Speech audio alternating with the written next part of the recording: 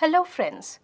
Today the theme of our discussion is the President of India. In our broad theme on the President of India, we will be highlighting on the essential qualifications required for the post of the President of India. Secondly, the election of the President of India. Thirdly, an evaluation of the method of the President of India, method of election of the President of India. Fourthly, the tenure and removal of the President of India. And finally, an evaluation of the method of impeachment. As we all know that India has adopted a federal system of government. At the head of the Union Executive stands the President of India. Article 52 of the Indian Constitution states that there shall be a President of India. Article 53 of the Constitution declares that all the executive actions of the Union or executive powers of the Union are to be vested in the President. All the executive actions of the Union are vested in the President expressly, but there is no such corresponding provision in the Constitution of India vesting the legislative or the judicial powers in a particular organ of the state. In fact, the state confers the judicial power on the courts and the tribunals. This vertical division of power into three distinct organs of the state, namely the legislature, the executive, and the judiciary, is more popularly known as the theory of separation of power. This theory of separation of power is more pronounced in the modern constitution like that of the United States of America, while it is not so in the other countries. In Constitution of India, so far as our constitution is concerned, the principle of the separation of powers is not rigidly followed. While the legislative power is vested in the legislature, yet we find Article 123 and 213 of our Constitution, which conveys the power to issue ordinances on the President and the Governor respectively. However, the exercise of these powers are to be done in conformity with the relevant situations.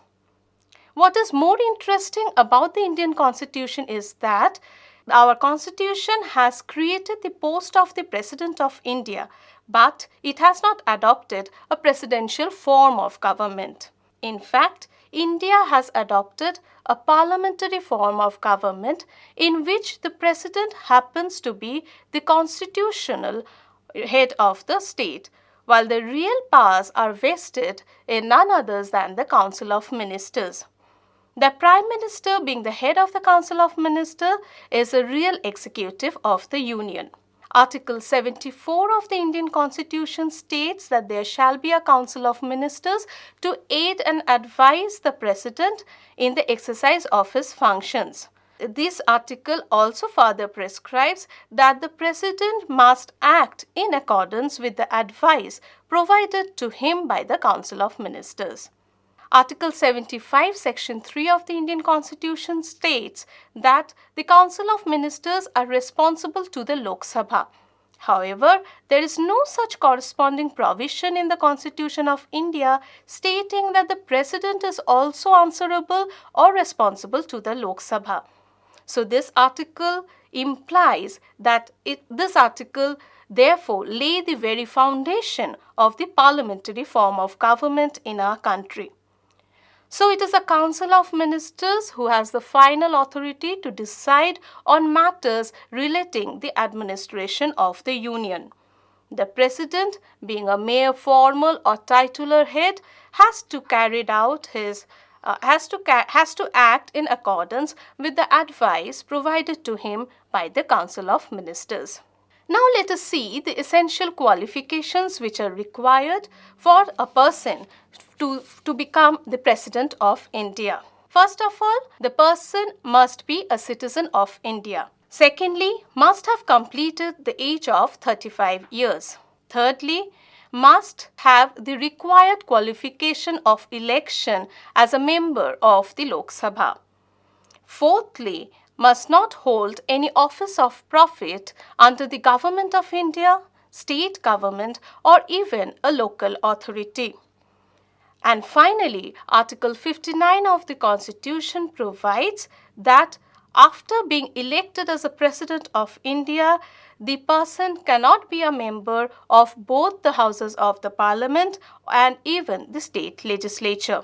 So this implies that once being elected as a president, the seat in the legislature is likely to be vacated from the day on which the person assumes the office of the President of India. Now let us see how a president is elected in India. The procedure for election of the president in India is mentioned in Article 54 and 55 of the Constitution. The president is generally elected by an indirect election through an electoral college in accordance with the system of proportional representation by means of a single transferable vote. Article 54 of the Constitution declares that the electoral college shall composed of the following members. They are, first of all, the elected members of both the houses of the Parliament, and secondly, the elected members of the state legislature. Article 55 of the Constitution provides the formula of uniformity in the scale of representation of different states as far as practicable by incorporating the method of proportional representation by means of a single transferable vote. This article ensures that the seats of the states in aggregate with the electoral college, which is meant for the election of the president, shall be equal with that of the entire population of the country. So, the President of India is not only a representative of the entire nation, he or she is also a representative of the people of different states of India. Now, let us see how the method of election actually works. Professor J.C. Johari, while describing the method of election of the president, has cited several stages. Let us examine these stages. At the very first stage, total number of votes of the elected members of the state legislature are to be determined. Here it must be noted that all the elected members of the state legislature has a single vote to cast so far as the election of the president is concerned. But the value of their vote is not equal. In fact, the value of the vote is determined by a formula. Let us see the formula. Total number of votes of an elected MLA equals population of the state as being mentioned in the last census report, which is divided by total number of elected MLAs, which once again is further divided by 1000. So let us take an hypothetical example so that things becomes a bit clear to us. If we assume that the population of the state is 50 lakh and the total number of elected members in the state legislature is 50, then the total number of votes of an elected MLA will be 50 lakh divided by 50, which comes down to 1 lakh, which is further divided by 1000, giving the result of 100. So, the value of each vote of an elected MLA is equal to that of 100. But what will happen if there is a remainder? In case there exists a remainder which is more than 500, then the votes of each candidate is to be increased by 1. At the second stage, the total number of votes of an elected member of the elected members of the parliament are to be determined. Here too, it is obtained by using another formula. The formula goes like this. Total number of votes of an elected MP equals total number of votes assigned to all elected MLAs divided by total number of the elected member of the parliament. At the third stage, the election of the president actually takes place by means of a secret ballot. In this particular stage, a ballot paper is being given to the voters, in which we find that at the left-hand side of the ballot paper, left-hand columns of the ballot paper, the name of the candidate along with the party symbols are mentioned, while the right-hand columns are left vacant. The voter is required to give his list of preferences in the right-hand column. Accordingly, the voter may use the numericals 1, 2, 3 and so on so as to show his list of preferences in the presidential election. At the fourth stage, once the election got over, counting takes place. Now, before counting is taken place, all the invalid votes are rejected and an electoral quota is determined by using another formula. Electoral quota equals total number of valid votes polled divided by 2 plus 1. Then counting will begin. Now, in case a candidate secures the number of votes as being mentioned in the electoral quota at the very first round, then the candidate will be declared to be elected. But if it is not so, then subsequent rounds has to be calculated until and unless the result is declared. In the subsequent round, the candidate having a least number of votes will be eliminated and his or her votes will be transferred to the other candidates in accordance with the second preference. In this way, the votes of the other candidates will be enhanced. This procedure of elimination will continue until the results are being depicted. Now, a critical examination of the method of the election of the president reveals that there are certain inherent limitations. Let us examine these limitations. First of all, the expression proportional representation is incorrect in the sense that proportional representation can take place only when there exist at least 2 seats. So, in other words, it implies that the system of proportional representation cannot take place, is not applicable when there is a single member constituency. It was rightly pointed out by Professor M.P. Sharma in the year 1950 when he stated that the term proportional representation should be replaced and he gave certain alternatives to it. He argued in favor of preferential or alternative vote system as a replacement of the proportional representation. Secondly, the Constitution does not make it clear as what shall happen if there is a lame duck situation. The 11th Amendment Act of 1961 provide that the election of the president should not be invalid even if there exist certain vacancies in the electoral college. However, it does not make clear that what shall happen if a president's rule operates in a particular state, as it had been done in the state of Gujarat in the year 1974. Again, it was not clear as what shall happen if half-state emergency is declared in a state, as it was in the case of the state of Punjab in year 1966.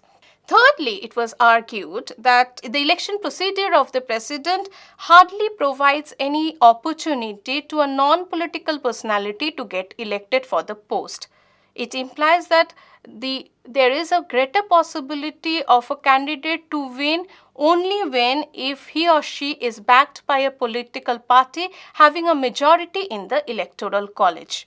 Fourthly, the procedure of presidential election is highly complicated and it is beyond the understanding of an ordinary citizen of the country.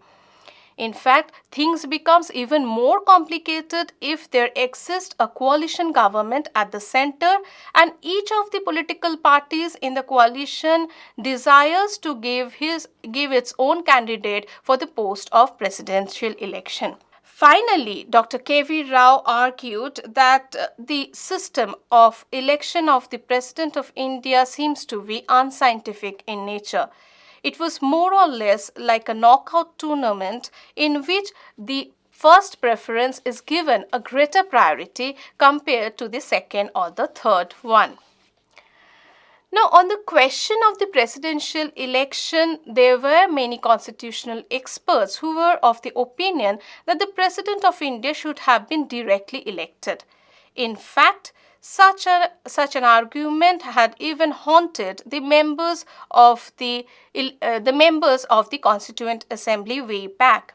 Though they were minorities in number and the majorities were in favor of an indirect election. Several reasons were cited in this regard. First of all, they argued that India has adopted a parliamentary system of government, and in such a system of government already an elected prime minister is existing in the existing system of government. So if the president is again elected, then there might be a situation in which the president coming in conflict with the prime minister, thereby creating a constitutional crisis. So the constitutional experts believed that to avoid such a crisis, an indirectly elected president would be a much better preference. Secondly, it was argued that the role of the president in India is merely a constitutional one. So it would be a colossal waste of time, energy, and money if the president is directly elected, since the post happened to be more ornamental in nature. Finally, it was argued that in case of a direct election of the president, for two or more candidates, there is a possibility of electing the one who would be having the majority in the parliament. Now let us see the tenure and removal of the President of India. The President holds his office for a period of 5 years. His period of 5 years begins only when he takes an oath before the Chief Justice of India. Now, before the post of the President of India may be vacated due to several reasons. Let us examine these reasons. First of all, the post may be vacated on account of the expiry of the normal tenure of the president. Secondly, it may be vacated on account of the death of the president, or thirdly, it may be vacated if the president gives his resignation. Now, apart from all this normal way through which the post of the president may be vacated, there are occasions when the post is temporarily vacated, and in this respect the vice president will take over the charge of the President of India. And finally, the post of the president may be vacated by the process of impeachment. Now, what is the process of impeachment? Article 56, Section 1 of the Constitution provides that the President of India may be removed by the method of impeachment on the ground of violation of the Constitution. Now, this procedure might be initiated by either house of the Parliament and presented before the other house. The responsibility of the other house will be to investigate the charge by itself or cause for the investigation of the charge. Now, the charge cannot be preferred by a house until and unless the two conditions are fulfilled. These two conditions are, first of all, a resolution containing the proposal is moved after a 14 days notice in writing, signed by not less than 1/4 members of that house. And secondly, the resolution is then passed by not less than 2/3 of the total membership of the House. The President, however, shall have the right to appear and to be represented at such investigation. After such investigation, if the resolution is passed by 2/3 majority of the House, then the President will have to give his resignation. Then the President may be removed from the office. Now, since the Constitution has provided the terms and conditions for the removal of the President of India, he cannot be removed other than the procedure of impeachment. And this is in accordance with Article 56 and 61 of the Constitution. A critical study of the procedure of the impeachment method suggests that there are certain limitations to this particular process. What are these limitations? First of all, the phrase violation of the Constitution is delightfully vague. It is not clear as what it includes and what it shall exclude. In fact, Professor B.M. Sharma feels that any act on the part of the President may be regarded as a violation of the Constitution if it goes against the wishes of the Council of Ministers. Secondly, it was argued that the members of the state legislature are not taken into account so far as the method of impeachment is concerned, despite the fact that they have taken active part in the election of the President of India. Thirdly, it is being argued that the provision of at least 1/4 members at the initiation of the resolution and 2/3 majority members at the adoption of the resolution is required, but it is not clear whether the members would be nominated or elected. In fact, the nominated members are also being included, then naturally the question might erupt that why the nominated members are included in the method of impeachment when they have nothing to do with the election of the President of India. Fourthly, it was argued that the provision that the House of the Parliament shall investigate the charge is understandable, but it is not clear whether the House will do the tedious job itself or will appoint some judicial commission for the said purpose. Fifthly, it is not clear what time the investigating House will be giving to the President for making his defense, since the term short duration does not give an idea of any specific time period. During this period, the President may likely to influence the outcome by his personal equation. Sixthly, it may be suggested that the President has the power to summon, prorogue and dissolve the Lok Sabha, and these powers the President may exercise in delaying the process of impeachment. Finally, above all, the requirement of the 2/3 majority makes the whole affair a tedious one, and that goes to the benefit of the President himself. So in conclusion, we can say that keeping in view of all the inherent limitations and inconsistencies existing in the provisions of impeachment, we can say that the process of impeachment is not only a cumbersome one, but at the same time it is also a very long delayed process.